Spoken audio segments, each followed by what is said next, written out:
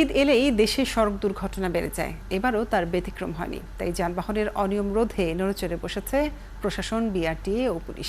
সাভারে ফিটনেসবিহীন যানবাহন চলাচল বন্ধে অভিযান চলছে। অভিযান অব্যাহত থাকার আশ্বাসও দিয়েছে প্রশাসন। আশরাফ সিজলের তথ্য ছবিতে প্রতিবেদন। শনিবার বেলা 11:30টা ঢাকা রিচা মহাসড়কের সাভারের বিপিএটিসির সামনে যানবাহনের নানা অনিয়ম ঠেকাতে উপজেলা প্রশাসন, পুলিশ ও বিআরটিএর অভিযান। এ সড়কে নিয়মিত চলাচলকারী বেশিরভাগ বাসেরই ফিটনেস বা রুট পারমিট নেই, এমনকি কাগজপত্র থাকে না গাড়িতে। চালকরা জানান, হ্যান্ডব্রেকও নেই 80% যানবাহন। দুর্ঘটনার ঝুঁকি জেনেও চলতে হয় তাদের। প্রশাসন দেখে আবার ছেড়ে দেয়। 500-1000 টাকা যে সময় একটু প্রবলেম থাকে 500-1000 টাকা দেওয়া হয়, তারপরে পুলিশ ট্রাফিক। বিকাশে কম খরচে ক্যাশ আউটের লিমিট বেড়ে 50,000, প্রিয় এজেন্টও 2টা।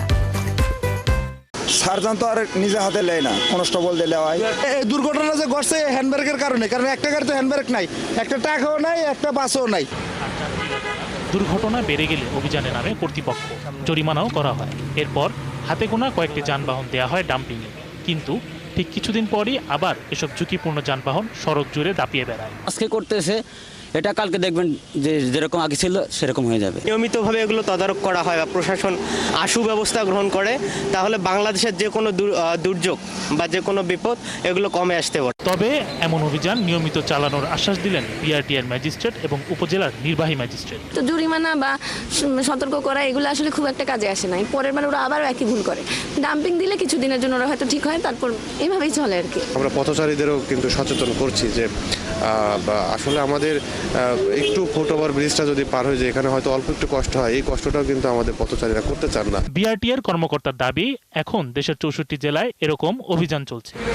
আর মহাসড়কে ফিটনেসবিহীন যানবাহন চলার অভিযোগ সত্য নয় বলে দাবি হাইওয়ে পুলিশের।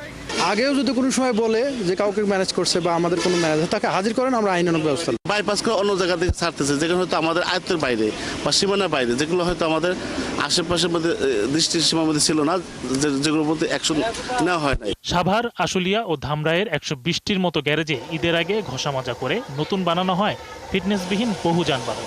দুর্ঘটনা ঠেকাতে সেখানেও অভিযান চালানোর দাবি সচেতন মানুষ। শরীফ আজাদ প্রীতম, 71।